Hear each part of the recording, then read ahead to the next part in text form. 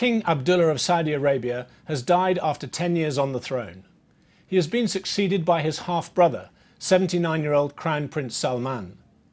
The succession takes place at a time when Saudi Arabia, the world's biggest oil exporter and a key ally of the US, is at the centre of two key global issues: the recent sharp fall in oil prices and the rise of Islamist extremism in the Middle East.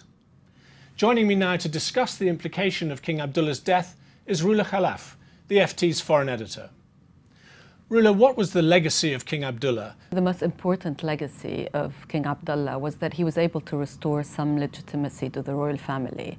When he took over, the royal family standing was at a low. There was a lot of corruption in the kingdom and a lot of concern about the sprawling royal family.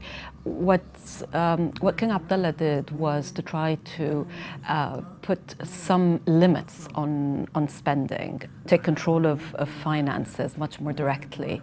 But I think that he was a frustrated reformer. I mean, people think it's strange to talk about reformers in Saudi Arabia, but in the Saudi context, he wanted more change. The circumstances of the region in particular made it much more difficult for him to actually follow through. So it was always one step forward, two steps back. What can we expect from the new king? And they've appointed a new deputy crown prince, which has been seen as a significant moment. Is this entrenching the dynasty in Saudi Arabia? Can we expect more reform? I think the first signal that we've gotten is that this is a smooth transition. So a lot of the speculation that, the princes were, that there's been a lot of infighting in the royal family. The first signal we have is that everything, the House of Saud is in order. The king is the crown prince who was designated by the late King Abdullah.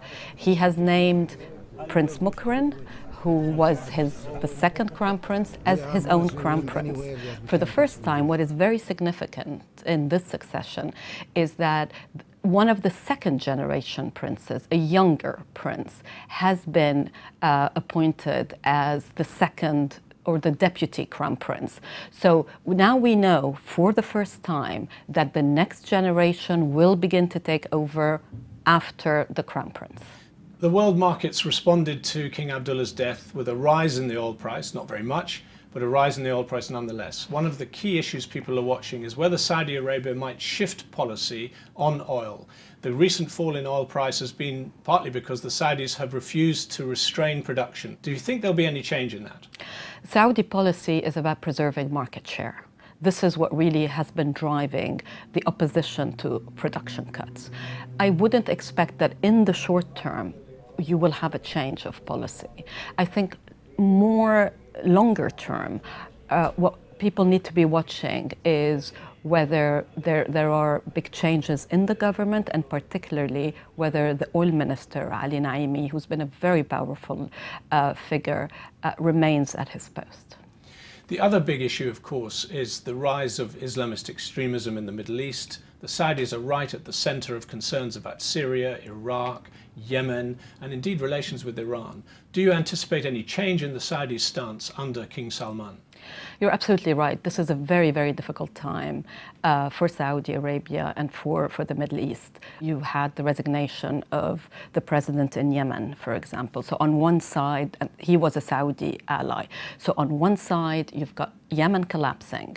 On the other side, you've got Iraq, you've got Syria. You also have a standoff with Iran, which has impact on various crises in the region.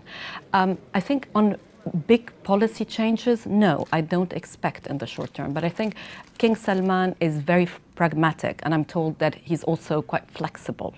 So I think as he consolidates his rule, we might see more flexibility in Saudi policy. Roula, thank you very much.